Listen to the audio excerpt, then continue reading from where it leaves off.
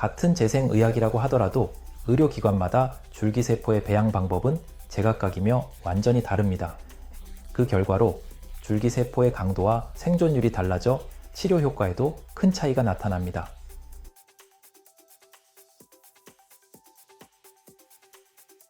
안녕하세요. 닥터 사카모토입니다. 이번에는 리피아셀 클리닉의 줄기세포의 특징을 설명하고 싶습니다.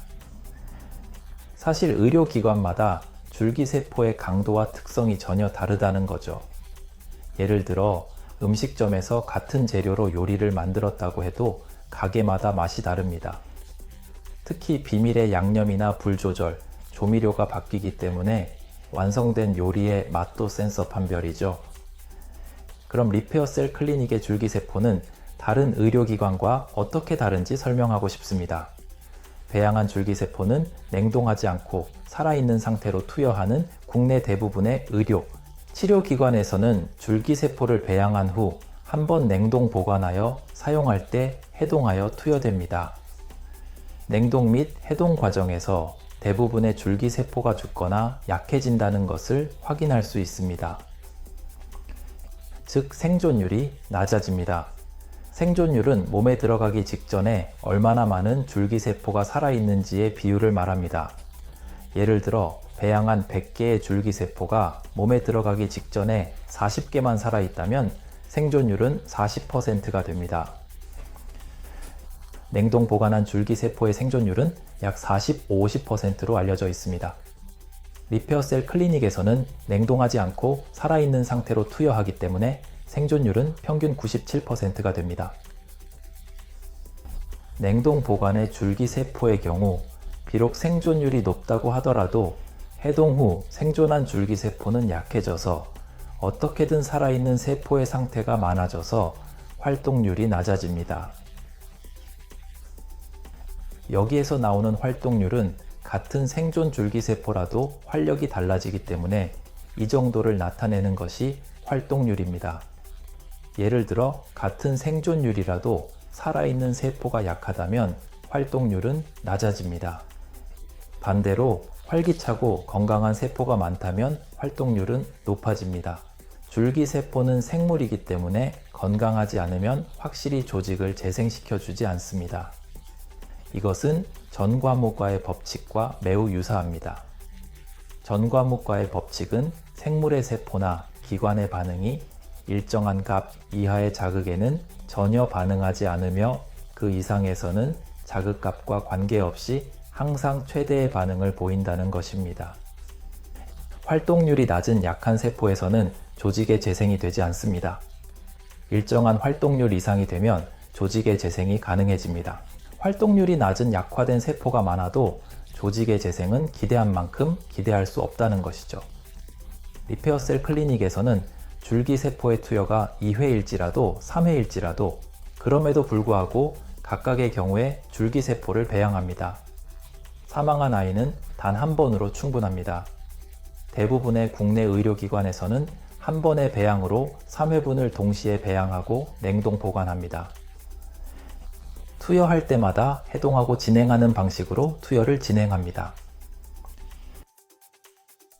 리페어셀 유니크에서는 단지 줄기세포의 생존율과 활동률이라는 특성에 집중하여 높은 치료 효과를 얻기 위해 매번 처음부터 배양을 진행하고 있습니다.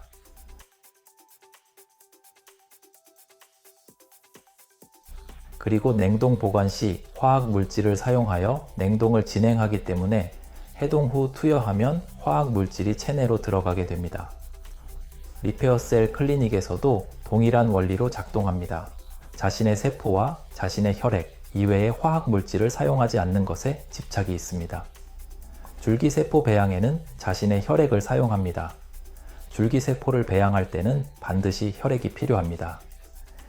그때 소의 혈액이나 인공 혈액을 사용하여 배양하는 의료기관이 국내에서는 아직 많이 보입니다.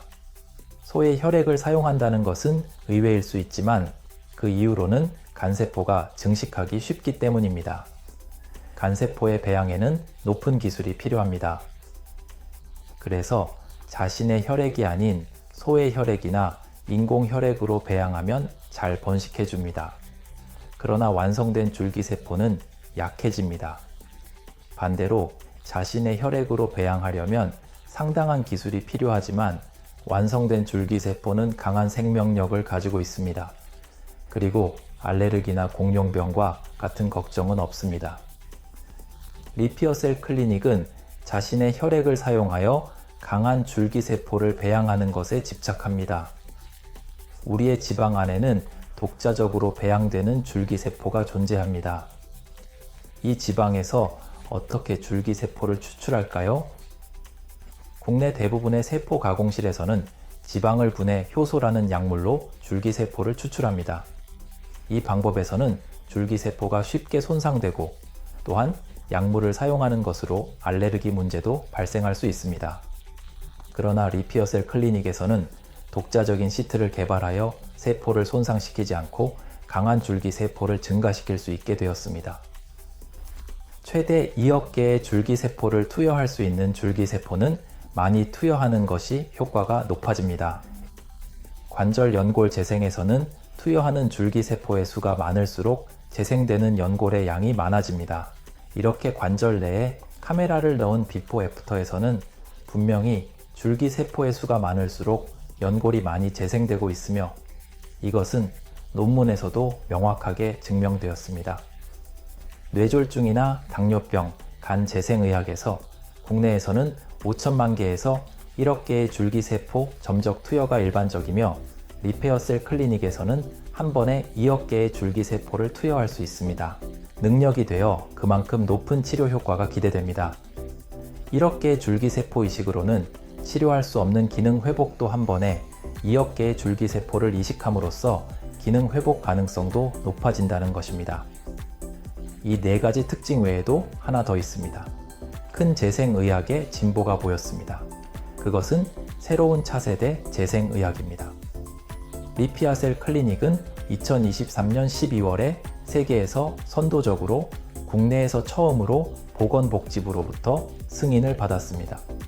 간세포는 상처를 입은 곳에 도달하여 거기에서 상처 입은 조직으로 변화시킬 수 있습니다. 더 효율적으로 손상된 조직을 재생시킬 수 있는 것이 차세대 문화 유도에 의한 재생의학입니다.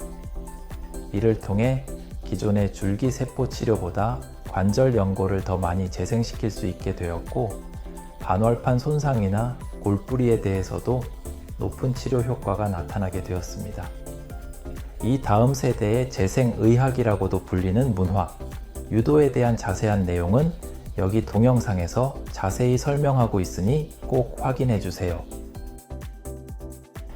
이번 동영상 보고 도움되다 생각하면 채널 구독과 좋아요 버튼 부탁드립니다.